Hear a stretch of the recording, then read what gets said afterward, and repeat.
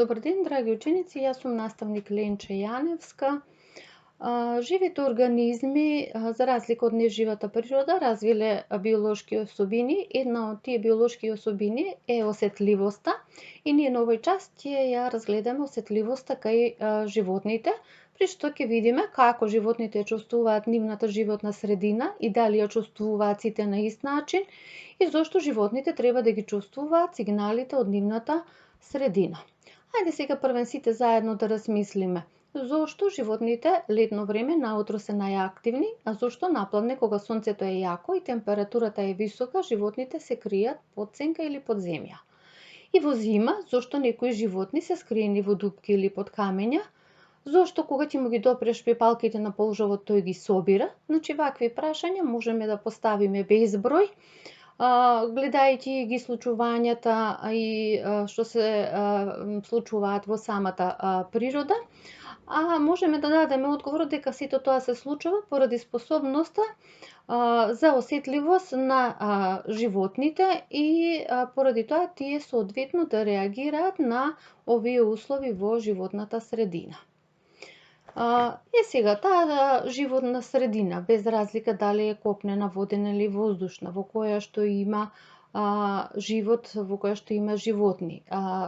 Таа животна средина постојано влијание и можеме да кажеме дека се во една взаемна поврзаност со животните, затоа што во животната средина се случуваат различни промени од типот на светлина, притисок, температура, миризба и звук. Сите тие промени кои што настануваат, животните ги примаат во вид на дразби и со примање на тие дразби тие соодветно даваат одговор. Сега, како се примаат дразбите? Дразбите се примаат со одредени делови на животинскиот организам, а тоа се рецепторите или приемници, кои што представуваат изменети нервни клетки и тие се всушност еден вид приемници со посебна способност да ги откриваат промените од типот на светлина, звук, мирис, допир, температура. Овде на сликата можете да видите како изгледаат тие рецептори. Гледате, сите се различни, еве за вид, звук, мирис, вкус, допир, притисок.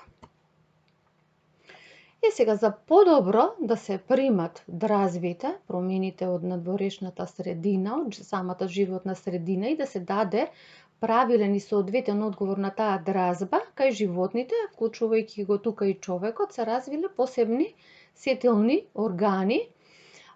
И тоа ќе ја спомнеме тука кожата како сетилен орган, бидејќи во неси се наоѓаат рецепторите за допир, за болка, за притисок. Во носот како сетилен орган се наоѓаат еве ги тука рецепторите за примање на миризба. Увото како сетилен орган, во него има рецептори за звук. Окото, во него има сместено рецептори за вид или рецептори за примање на различен интензитет на светлина и јазикот на кој што се наоѓаат рецепторите за вкус. Гледате дека сите сетилни органи се поврзани со големиот мозок. Зошто? Затоа што примените дразби се носат во одредени делови од големиот мозок, се регистрираат и се враќа соодветен одговор на кој што организмот соодветно реагира на примената дразба. Кажавме дека сите живи организми имаат развиено биолошка особина осетливост, па можеме да кажеме дури дека најпросто градените едноклеточни, амебата, е осетлива исто на дразби, а додека е углената, во предниот дел тука има едно очно петно или окце кое што реагира на промените на светлината. Во продолжение ќе кажеме за специфичните рецептори кај некои животни.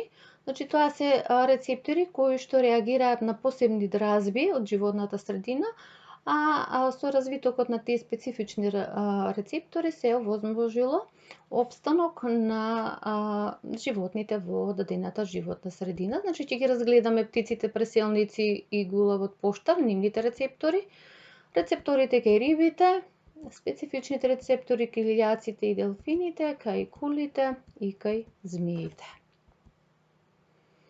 Ајде првен да ги разгледаме овие специфични рецептори кај делфините. Делфините се симпатични морски животни, кои што за да преживеат во водената средина, тие промените ги чувствуваат со помош на ехолокација, значи со одредени еви ги рецепторите. Ехолокацијата им овозможува откривање на пленот, да се заштитат од предатори и да можат да комуницираат помеѓу себе. Еве сега овде имате една плен. Ваква способност за ехолокација и рецептори имаат и лилјаците. Лилјаците се животни кои што имаат, гледате, добра способност за летање, поради тоа што предните екстремитети им се претворени во кожни крилја. Лилјаците имаат добро развиен слух, но видот им е слаб, а со помош на ехолокација тие се добри ловци на своите пленови, дури гледате и ноќно време. На кој начин? Значи, они со ехолокација го ловат својот плен, испуштаат звучни бранови, еве ги, вака, стигнуваат тие звучни бранови до пленот, се одбиваат од пленот и тие вратени звучни бранови во вид на ехо после ги детектираат самите рецептори на лилјаците и они можат да го определат растојанието и да биде ловот успешен. Тие уште со помош на таа ехолокација исто се ориентираат во просторот, значи ги детектираат предметите и комуницираат помеѓу себе.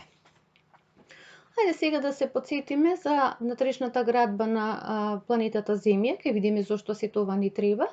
Планетата Земја внатрешност е изградена од земјино јадро, земјина обивка и земјина кора.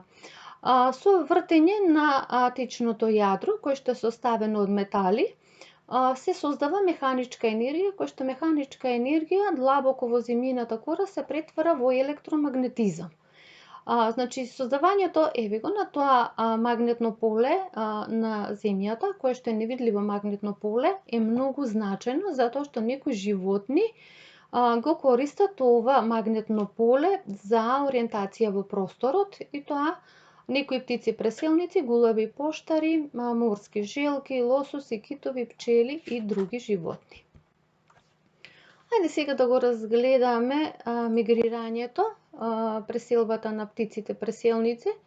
Знаете дека и во нашите краишта има птици преселници кои што со промената на климата и пред да дојде зимата ги напуштаат во есен, значи нашите краишта и одат во јужните предели, јужните топли предели, каде што таму ја преминуваат зимата, а напролет повторно се враќаат во северните краишта, каде што се размножуваат и даваат свое потомство. Сега, тие миграции се на огромни пространства и за да можат тие да стигнат до одредените места, се ориентираат или според сонцето или според земјиното магнетно поле. Исто така и гулабите поштари го користат земјиното магнетно поле, го чувствуваат и на тој начин можат да се вратат повторно дома. Знаете дека гулабите поштари во минатото биле многу често користени за пренесување на пораки. Сега да ги разгледаме специфичните рецептори кај змиите. Значи, тие се наоѓаат тука во оваа терморецепторска јама, која што помеѓу окото и ноздрата на главата на змијата и со помош на овие рецептори змиите имаат способност да го детектираат инфрацрвеното зрачење, односно топлината на животните и со тоа да направат успешно ловење на својот плен кога е во движење или дури во темнина. Ајде да ова малку го појасниме.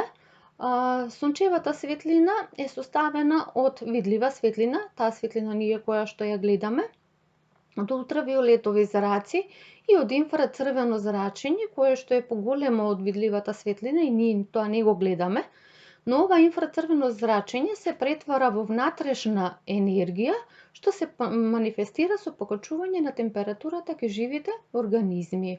И од оваа слика, термограм, може да видиме како е покачена телесната температура и од скалата можеме да приметиме дека деловите со потемна боја имаат пониска температура, додека овие делови од животното кои што се со посветла боја имаат повисока температура.